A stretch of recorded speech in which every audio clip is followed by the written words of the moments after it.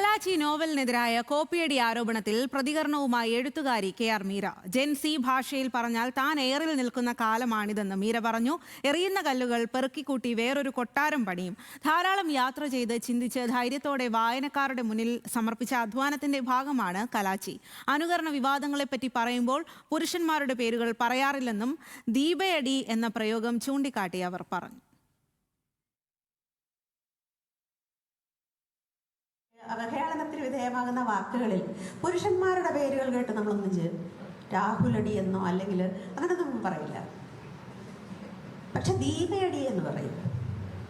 അത് പറയുമ്പോൾ ഒരു സ്ത്രീയെ പറഞ്ഞ് തെറ്റിദ്ധരിപ്പിച്ച് തൻ്റേതാണെന്ന് പറഞ്ഞ് ഒരു കവിത കൊടുത്ത് അത് അവരുടെ പേരിൽ പ്രസിദ്ധീകരിപ്പിച്ച് ഒരു വാക്കുകൊണ്ട് അവരുടെ റെപ്യൂട്ടേഷൻ തിരിച്ചെടുക്കാൻ ആവുന്ന ഒരവസ്ഥയിലായിരുന്നിട്ടും മിണ്ടാതിരുന്ന ഒരു മാനസികാവസ്ഥയെ തിരുത്താൻ നമുക്കാർക്കും കഴിഞ്ഞിട്ടില്ല എന്നുള്ളൊരവസ്ഥയുണ്ടല്ലോ.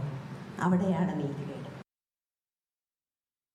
ചന്തു ചന്ദ്രശേഖർ വിവരങ്ങളുമായി ചേരുകയാണ്. ചന്തു, സാഹിത്യ ലോകത്ത് ഇപ്പോൾ നടക്കുന്ന വലിയൊരു വിവാദമാണ് ഈ ഒരു കോപ്പിയടി വിവാദം എന്നുള്ളത്. കലാച്ചിയുമായൊക്കെ ബന്ധപ്പെട്ട് കെ.ആർ. മീരയുമായി ബന്ധപ്പെട്ട് ഉയർന്ന വലിയ ചർച്ചകൾക്കൊക്കെ വഴിവെക്കുന്ന കാര്യമാണ്. അതിലാണ് ഇപ്പോൾ എഴുത്തുകാരിയുടെ തന്നെ പ്രതികരണം ഉണ്ടായിരിക്കുന്നത്. അവരപ്പോൾ ഏത് രീതിയിലാണ് ഈ വിവാദങ്ങളോടൊക്കെ ഈ ഒരു സമയത്ത് പ്രതികരിക്കുന്നത്? സ്വാതി, പുരോഗമന കലാസാഹിത്യ സംഘം തിരുവനന്തപുരം യൂണിവേഴ്സിറ്റി കോളേജ് ഓഡിറ്റോറിയത്തിൽ സംഘടിപ്പിച്ച പരിപാടിയിലാണ് നിലവിലെ കലാച്ചി പുസ്തക വിവാദവുമായി ബന്ധപ്പെട്ട് കെ.ആർ. മീര പ്രതികരിച്ചത്. അവരുടെ ഈ പ്രസംഗ സമയത്താണ് ഇത്തരത്തിൽ ഈ നിലവിലെ വിവാദവുമായി ബന്ധപ്പെട്ട പ്രതികരണം നടത്തിയത്. പ്രധാനമായും കെ.ആർ. മീര പറഞ്ഞത്, അതായത് നിലവിലെ ഈ വിവാദങ്ങൾ എത്രമാത്രം ഒരു വ്യക്തി എന്ന നിലയിൽ, ഒരു എഴുത്തുകാരി എന്ന നിലയിലൊക്കെ അവരെ ബാധിക്കുന്നു എന്ന കാര്യമാണ് പ്രധാനമായും അവരുടെ പ്രസംഗത്തിൽ ചൂണ്ടിക്കാണിക്കാൻ ശ്രമിച്ചത്. അതിൽ പ്രധാനമായും കെ.ആർ. മീര പറഞ്ഞത് ഇങ്ങനെയാണ്: എയറിൽ നിൽക്കുന്ന സമയമാണ് ഇപ്പോൾ, എയറിൽ നിൽക്കുന്ന സമയമാണ്. എക്കാലത്തും എയറിൽ നിന്നാണ് എഴുതിയത്. എയർ കിട്ടുന്ന കല്ലുകൾ കൊണ്ട് ഒരു കൊട്ടാരം പണിയും. എത്ര പ്രശ്നങ്ങളുണ്ടായാലും എഴുത്ത് തുടരുമെന്നാണ് കെ.ആർ. മീര ഈ കലാച്ചി വിവാദവുമായി ബന്ധപ്പെട്ട് ഈ പ്രസംഗത്തിൽ വ്യക്തമാക്കിയത്.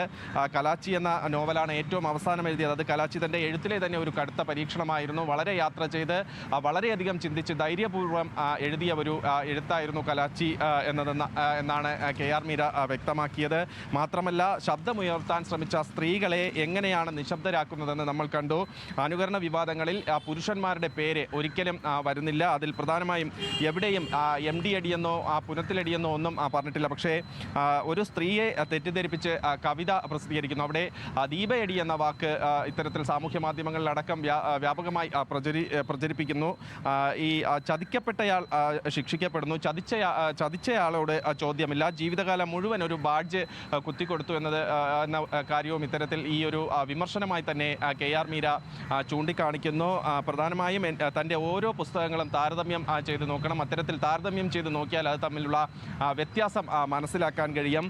നമുക്ക് ഇഷ്ടപ്പെട്ടത് മാത്രമേ സ്വീകരിക്കൂ എന്ന് പറയുന്ന ഒരു മാധ്യമ രീതിയാണ് എന്ന് ഇപ്പോൾ നടക്കുന്നതെന്ന മാധ്യമ വിമർശനം കൂടി കെ.ആർ. മീര എടുത്തു പറയുന്നുണ്ട്. എന്തായാലും കെ.ആർ. മീര ഇക്കാര്യത്തിൽ പ്രതികരിച്ചിരിക്കുകയാണ്. ആ വിവരങ്ങളാണ് ചന്തു നൽകിയത്.